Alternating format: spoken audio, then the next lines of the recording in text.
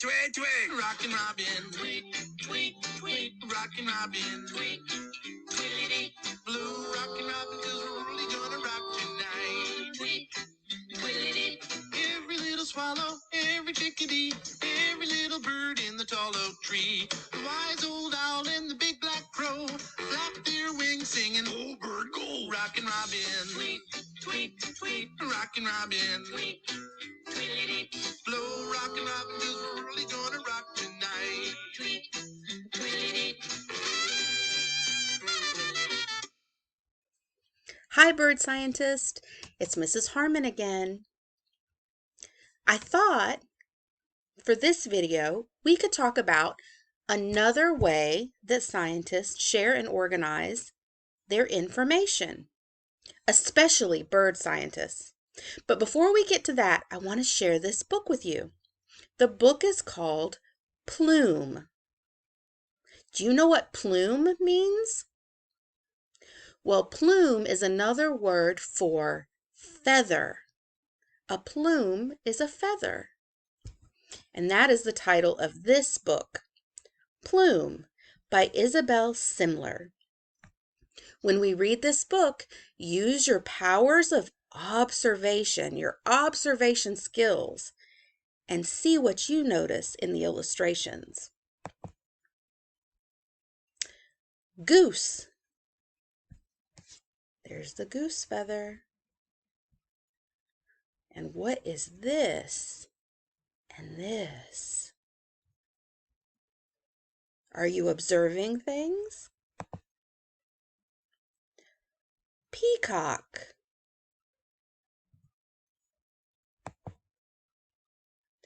Seagull.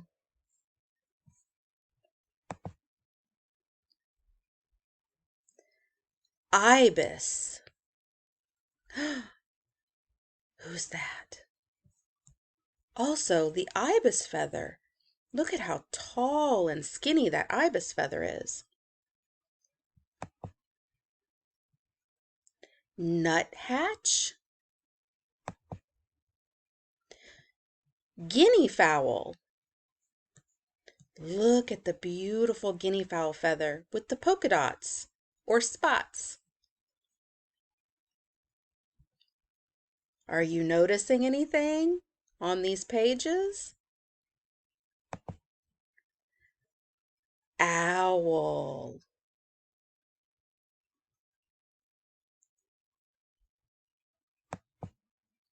Stork.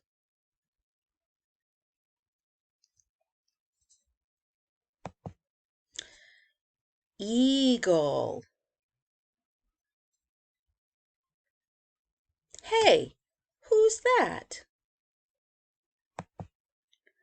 Blackbird.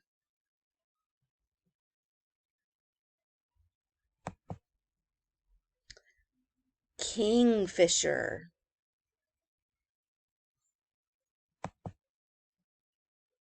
Jay.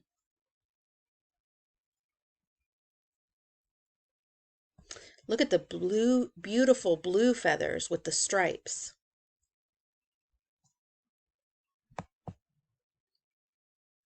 Parrotfinch.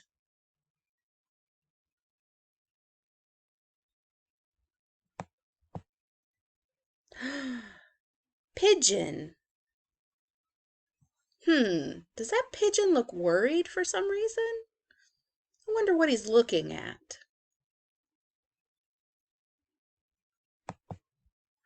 Turkey. Turkey.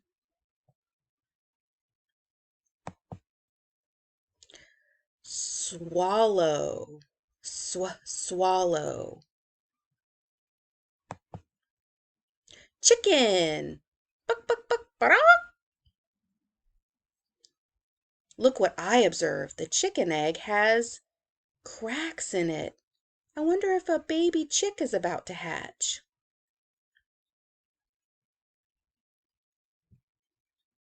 Duck. I observed something interesting on this page too. I see the duck footprints. But whose footprints are these? Oh my. Oh, me? I collect feathers. Because I love overstuffed pillows. I am a dreamer cat. They call me Plume. Can you say plume 3 times? Plume, plume, plume. Plume is another word for feather. Look at all the bird feathers he has collected. Parakeet, nightingale, pheasant, owl, flamingo, ostrich, toucan. And look, here's his cat fur. His cat fur looks very different from these beautiful feathers. When we think about scientists studying these beautiful bird feathers and all the different types of bird feathers that there are in the world, can you think of a way that the scientists might share their information? Well, we've practiced using observation, and we've taken our data that we collect and we've written it down in our bird book. So that's one way they could share it. I have another way to show you.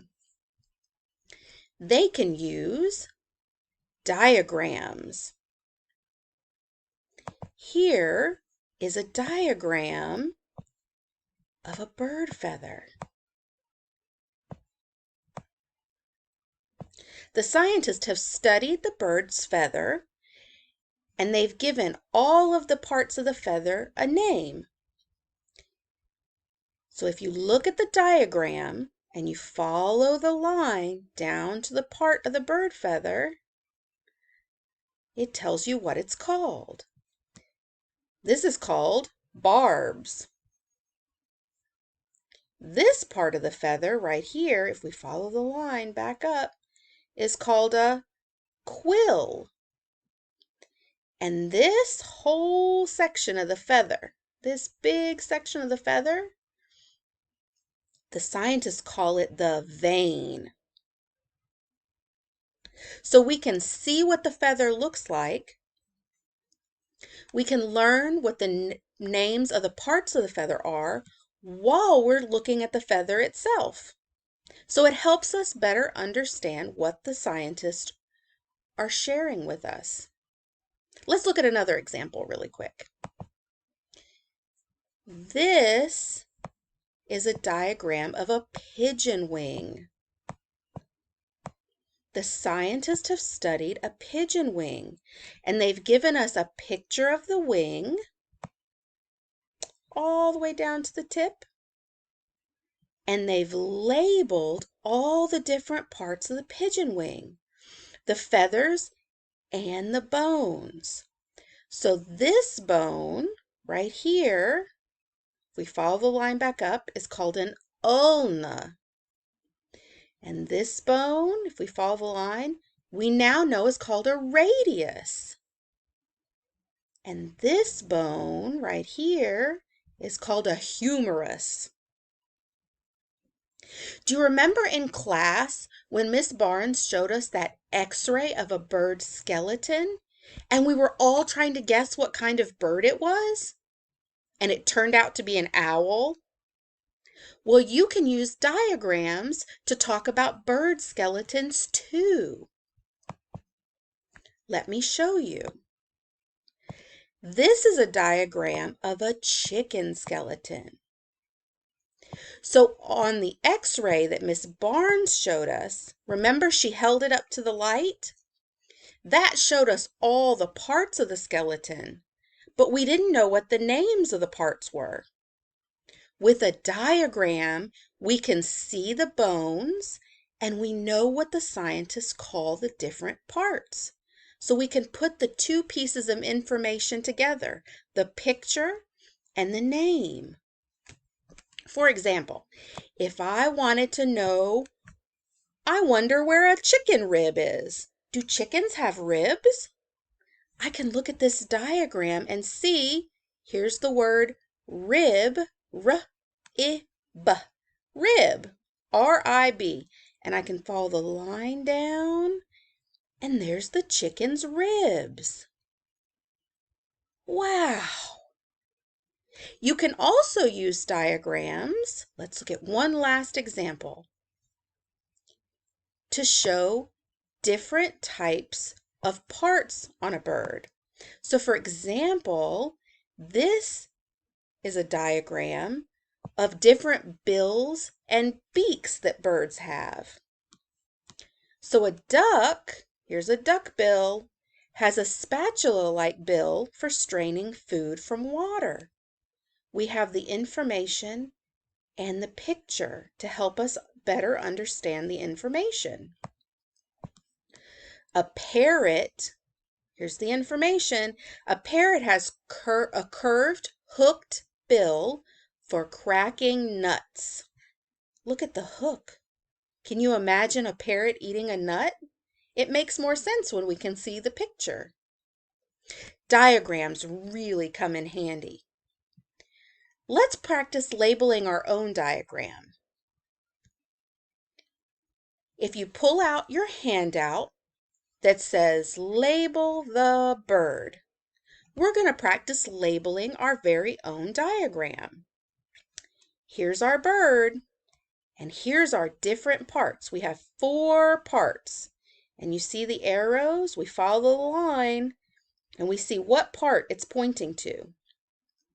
In this box, here's the part it's pointing to. In this box, it's pointing down here. In this box, it's pointing here. Let's read the words at the bottom. These are our labels. These are the words we're going to put in the boxes. So this first word is tail. So you have to find the box, the right box to put the word tail in, so that we're putting the label so that the arrow points to the tail of the bird. This is beak. So we have to put that word in the box pointing to the beak. This is, you know this ending, ing, ing, ing, wing. That has to go in the box pointing to the wing. And here's the last one, feet, feet. So you have to put that word in the box pointing to the bird's feet. You can pause the video right here and practice labeling your bird. And when you're done, come back. I want to show you something really quick about maps. See you in a little bit. Welcome back, bird scientist. One of the ways that ornithologists and other scientists can share information about animal behavior or bird behavior is by using maps. They can also show where birds are located or other animals. But in this example, we're going to look at how birds behave, the patterns of bird behavior. Patterns in behavior are important to scientists because if the pattern changes, then that could mean that there's something wrong or something has changed in their environment.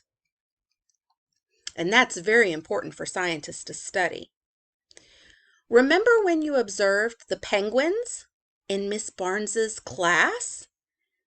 And we watched a specific penguin and we made marks every time the penguin ran or went swimming or was just standing around. You were collecting data on your penguin's behavior patterns, how he was behaving. That's what these maps are going to show you. So really quickly, I went to ebird.org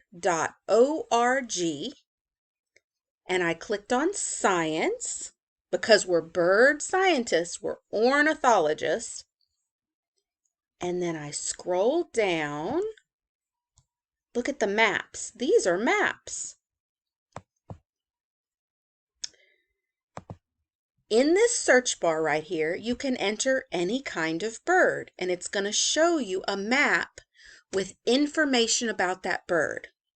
I'm going to type in blue jay. So when you type in blue jay, these are the maps that you get. And the Cornell Bird Lab eBird Science information offers a lot of maps. But I want to show you the map that has animation or that moves. So let's look at this blue jay map. This shows the movement patterns of blue jays. So where they're living on the map throughout the whole year. If you look, you see these dark colors? The map is going to change. Where the map gets darker, that's where it has the most blue jays. And this map is a map of the North American continent. So up here is Canada, and this middle part is the United States. This is where we live. And this little section right here is South Carolina. This is our state, South Carolina. And right here, these are the months of the year. J for January, February, March, April, May, June, July, August, September, October, November, December. So we're going to watch and see where there are the most blue jays and how they move around on the map. Remember, the dark areas have the most blue jays. Let's watch. You see the color changing? Look at how the blue jays are moving around the map. Wow, look at that. I stopped it. We're almost at the month of October. October is towards the end of the year. And look at how many blue jays we have here in the United States during this month of October, September and October. Look here at South Carolina. Wow, half of the state is dark blue. That's a lot of blue jays. I'm going to start the map again. All right, we're at the end of the year, December. See how the colors change? So the scientist can show how the blue jays move around to different places, what their movement behavior is. Isn't that interesting? And you can try it yourself with other birds. Remember, I went to ebird.org and clicked on Science. And then you scroll down to where you see the maps. I'm reminding you of that just in case you're watching this video with Mrs. Barnes and Mrs. Smith and they want to try it in the classroom. I hope you've enjoyed this video, friends. I'll see you next time. Bye.